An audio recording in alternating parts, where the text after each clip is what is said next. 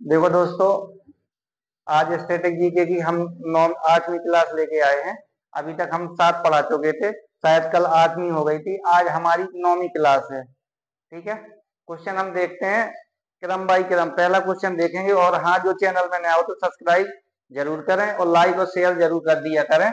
प्रश्न संख्या देखेंगे कि उत्तर प्रदेश भारत में सर्वाधिक है, मतलब कि उत्तर प्रदेश है भारत में कौन कौन चीजों में प्रथम नंबर पे है।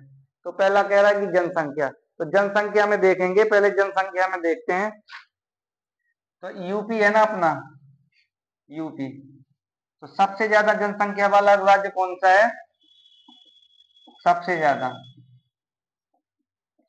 तो सबसे ज्यादा जनसंख्या वाला राज्य कौन सा है? उत्तर प्रदेश। अब लोकसभा की सीटें हैं, तो लोकसभा की सीटें देखेंगे। लोकसभा की सीटें उत्तर प्रदेश में हमारी कितनी है? 80। कितनी है? 80। अब लोकसभा की बात आ जाए तो ये हमारी होती है संसद। ये क्या है? संसद है। संसद में कितने अंग होते हैं? 3। अब संसद में 3 अंग होंगे तो ये होती है हमारी लोकसभा। ये लोकसभा है, और इसको क्या बोल रहे हैं हम? बीच वाली को बोल रहे हैं राज्यसभा। ये राज्यसभा, और ये कौन भाई साहब हैं? ये राष्ट्रपति। ये कौन है? राष्ट्रपति। अब तीनों लोग मिलके क्या बना देते हैं? संसद। अब लोकसभा है, लोकसभा की बात करेंगे तो कुल सीटों की संख्या कितनी है अभी वर्तमान में?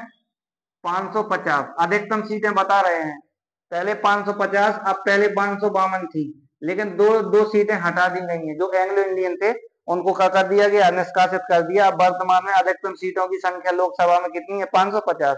लेकिन अभी चुनाव जो होते हैं तो 545। कितने में होते हैं? 545, याद रखिएगा।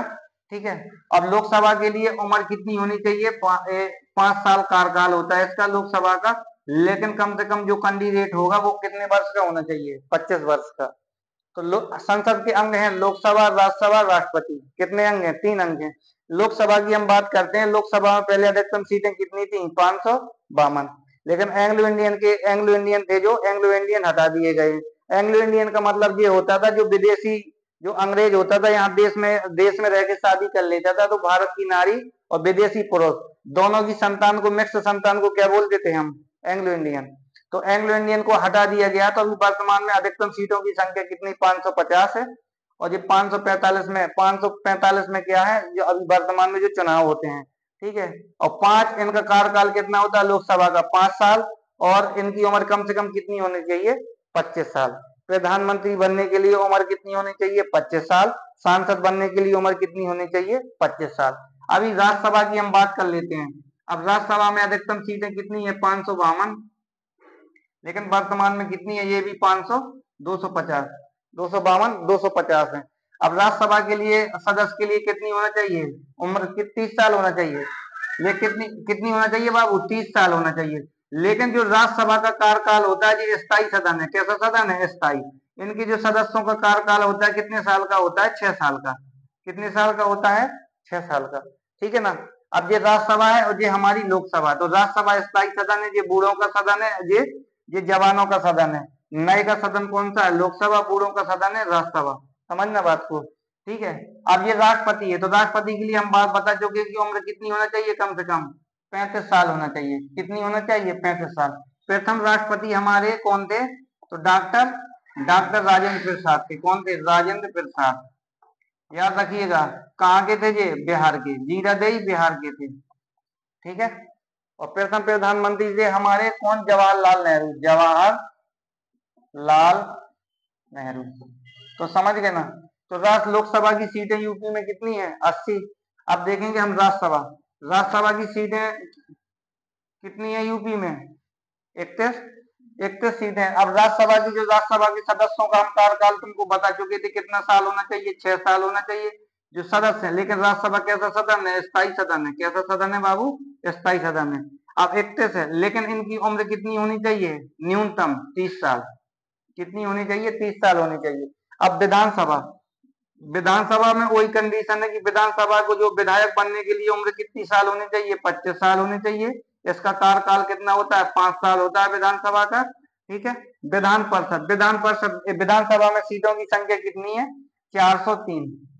यूपी में विधानसभा में सीटों की संख्या कितनी है? 403। और विधानसभा के लिए बनने के लिए उम्र कितनी होनी चाहिए? 25 साल। विधायक बनने के लिए कितनी साल? 25 साल। कार्यकाल कितना होता है? 5 साल। अब विधान परिषद की यूपी में सीटों की संख्या कितनी है? 100। इसमें देखना, इसमें कितनी उम्र होनी चाहिए? 30 साल होनी चाहिए कैंडिडेट की उम्र। और इसका कार्यकाल स्थायी होता है, स्थायी इनके सदस्यों का कार्यकाल कितना होता है? 5 साल का। लेकिन हर 1/2 साल में कितने हट जाते हैं सदस्य? ठीक है, ये बताना तुमको कमेंट बॉक्स में। अब अगला क्वेश्चन देखते हैं हम। देखो बाबू, ये दूसरा क्वेश्चन है। अब दूसरे क्वेश्चन में कह रहा है कि ध्वनि की तीव्रता मापने की इकाई क्या है? ध्वनि की तीव्रता। ऑप्शन नंबर है डॉप्सन, डॉप्सन, डॉप्सन है पे डॉप्सन कर लियो, ठीक है। और फेदम, पास्कल, डेसिबल। तो ध्वनि ध्वनि काय से मापी जाती है? डेसिबल से। ध्वनि की मापने की इकाई क्या होती है? डेसिबल। अब जैसे कान में हम कभी कभी क्वेश्चन पूछता है, जैसे कोई बात किसी से बात बोलता है तो कान में ध्वनि कितने समय तक रहती है? 1/10 सेकंड। कितनी रहती है? 1/10 सेकंड रहती है। अब ये है, ये डॉप्सन किसकी इकाई है? तो ओजोन की।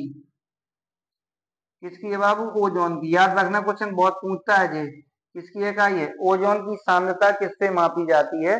किस इकाई से? तो डॉप्सन इकाई से। ठीक है।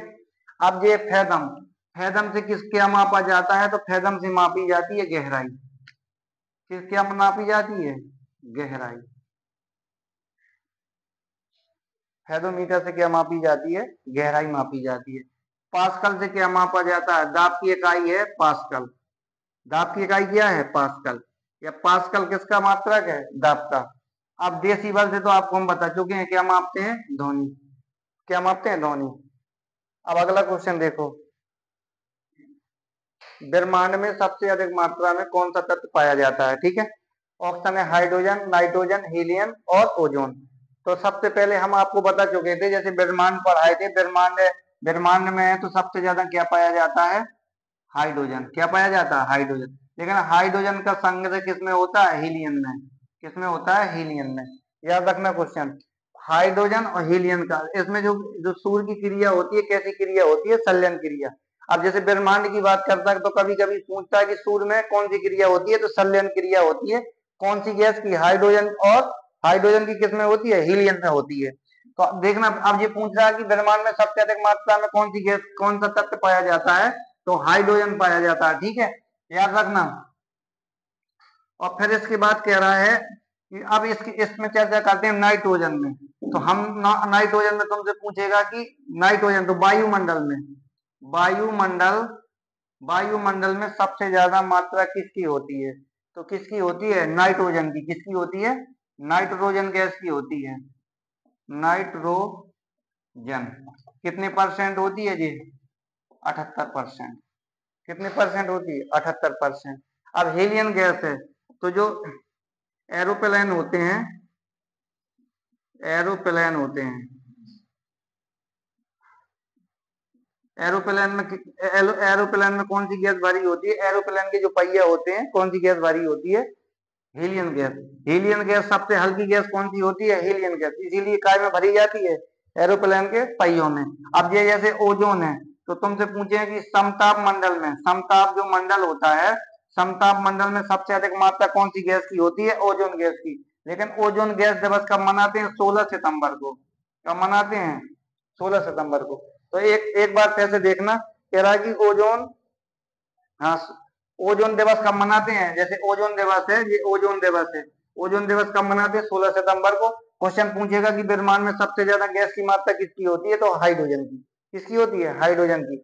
और नाइट्रोजन की मात्रा, वायुमंडल में सबसे ज्यादा मात्रा कौन सी गैस की होती है? तो नाइट्रोजन की। और हीलियम, तो जो जो हेलीकॉप्टर वगैरह होते हैं, जो जो हेलीकॉप्टर वगैरह होते हैं, उनके टायरों में कौन सी गैस भरी होती है?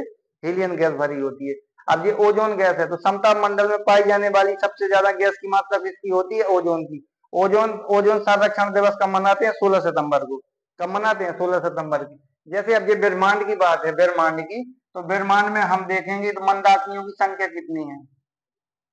जो मंदाकिनी होती है, मंदाकिनियों की संख्या हम बता चुके थे, कितने अरब है?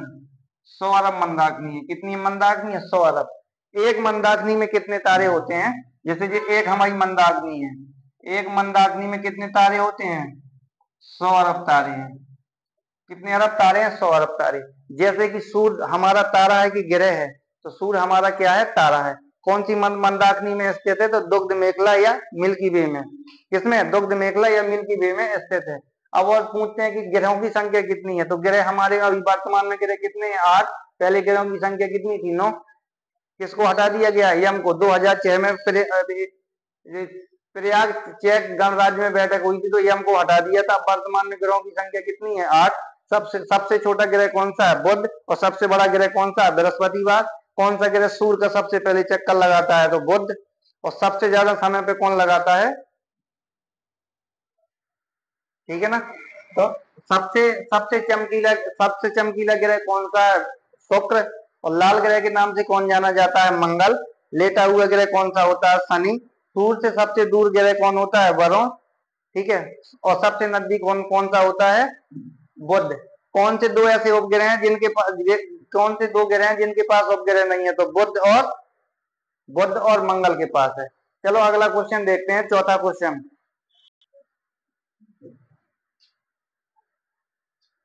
शरीर में ऑक्सीजन किसके द्वारा होता है? मतलब शरीर में ऑक्सीजन किसके द्वारा वहन होता है, ये देखना है।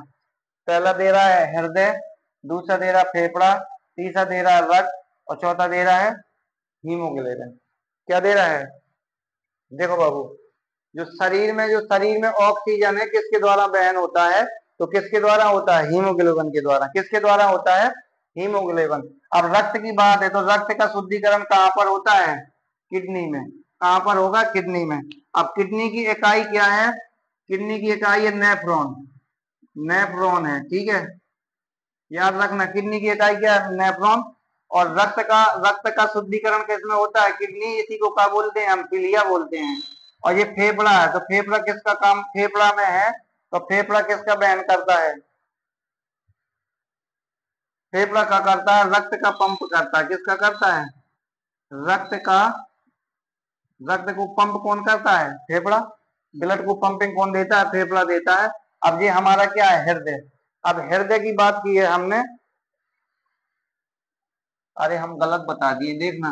ये हृदय है ना, जो हृदय होता है ये क्या करता है? रक्त का पंपिंग करता है। रक्त का पंपिंग करेगा। और ये फेफड़ा का करेगा?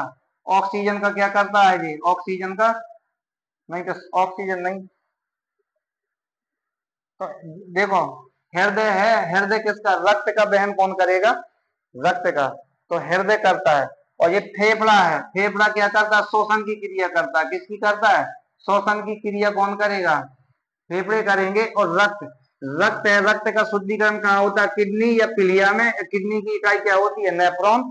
और हीमोग्लोबिन। ऑक्सीजन का वहन किसके द्वारा होता है? हीमोग्लोबिन। इसमें कौन सी धातु पाई जाती है? लोहा।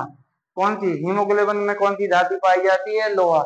अब जैसे हम तुम्हें कह रक्त है, रक्त का 7.4 इसका पीएच मान होता है। क्या होता है? पीएच मान कितना होता है? 7.4। अब रक्त के 3 प्रकार हैं। जैसे रक्त के कितने प्रकार होते हैं? जैसे होता है रक्त के कितने प्रकार? 4। ए, फिर क्या बोलते हैं? A B. और कौन होता है? ए बी हो गया, ए और ए बी। और एक होता है तुम्हारा ओ। ठीक है। कितने प्रकार होते हैं? 4। एक होता है ए पॉजिटिव, और क्या ए बी होता है, और एक होता है बी, और ओ होता है। ओ में होता है ओ पॉजिटिव होता है, ओ नेगेटिव होता है। तो सर्वग्राही कौन सा होता है? A B. और सर्वदाता होता है कौन सा होता है? ओ होता है। ठीक है। जो चैनल में नया हो तो सब्सक्राइब जरूर करें।